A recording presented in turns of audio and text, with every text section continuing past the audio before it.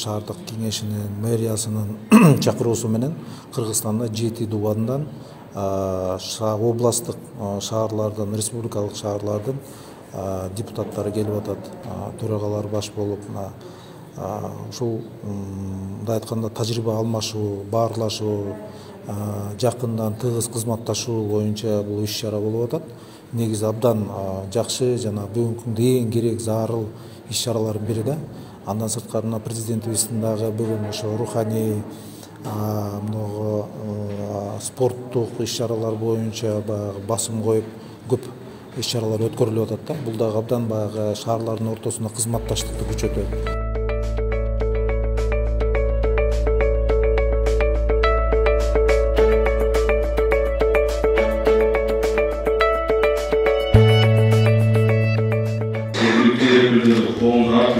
Көйгөлөрдү чечүү, эл менен жакын болуу, муниципалитеттердин ишкерлүүлүгүн жакшыртуу да милдети жүктөлгөн.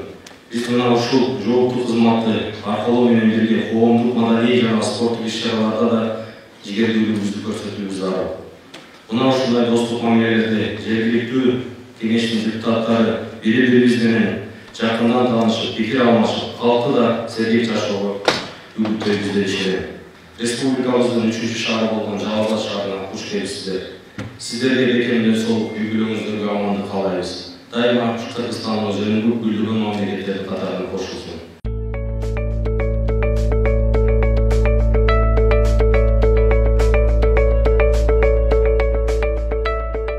Эртеңки иш-чара, бүгүнкү иш-чарада мыкты деңгээлде өтөт деген терең ишенич бар. Сіздерден да үйрөнө турган чоң бир жумуштар болсо биз үйрөнгөнгө да даярбыз.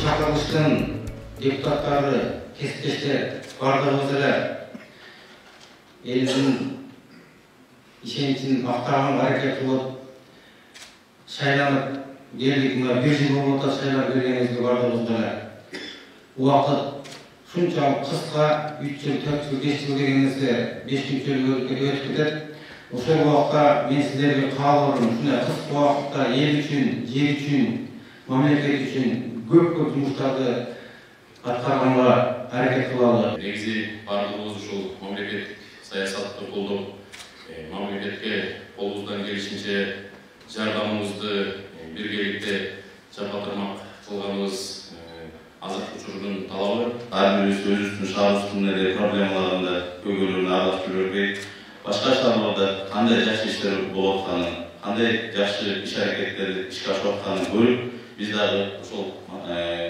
иш-чараларды өзүбүздүн шаарыбызда жүргүзүү боюнча аракеттерди кылышыбыз керек. Жалал Абад шаардык кеңеши алгачкылардан болуп, достук жолугушуунун кердени болуп баштап отурат. Мен ойлойм, мындан кийин да катарыбыз дагы көбөйүп, алдыбызда жакшы иш-чаралар күтүп турат.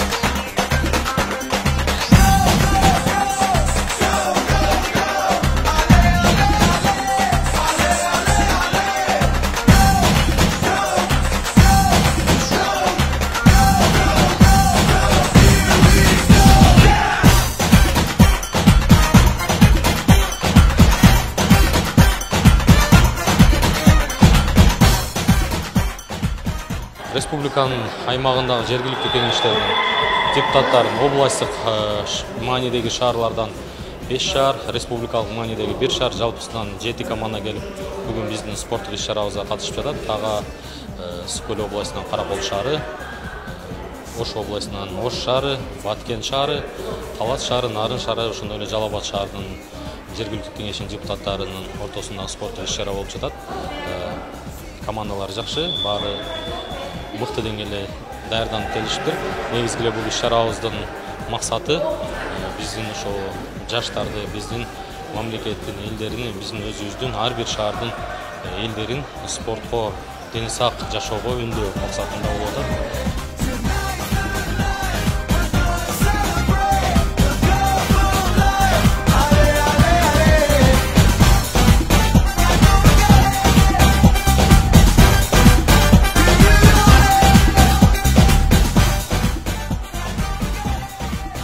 Биздин максатыбыз ынтымакты бекемдөө. Түндүк, түштүк деген ортодогу бир кандайдыр бир барьерди алып салуу. Ушул Жалал Абад шаар эли менен, биздин Теңир тобунун эли менен байма-бай катышты тыгыз байланышта кылып көпүрө бололу деп келип отурабыз.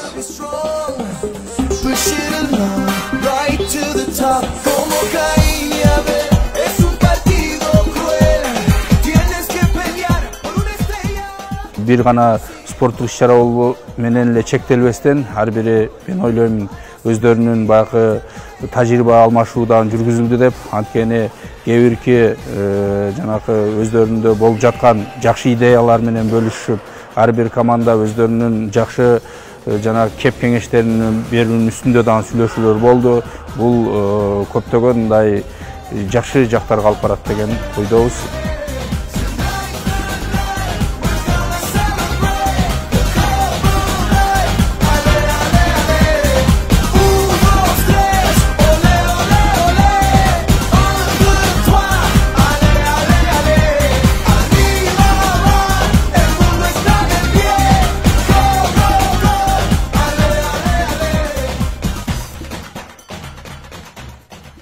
Biz Баткен шаарынан келдик.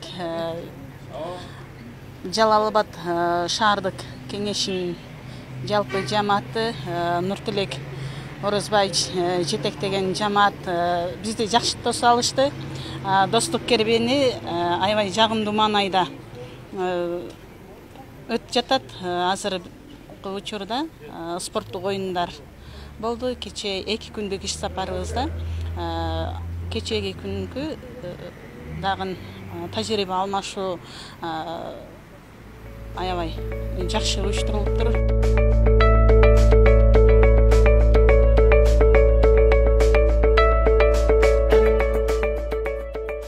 Жалал Абад шаары жаштардын шаары дегендей эле абдан өнүгүп өсүп аткан шаар экен. Анын үстүнө мына биз кечеден бери эскерип атабыз. Ушул экономикалык жактан дагы биринчи орунга чыгып экономикалык борбор катары аталып калгандыгы да бизди аябай кубандырды. Анан чынында эле көптөгөн жетишкендиктер бар экен.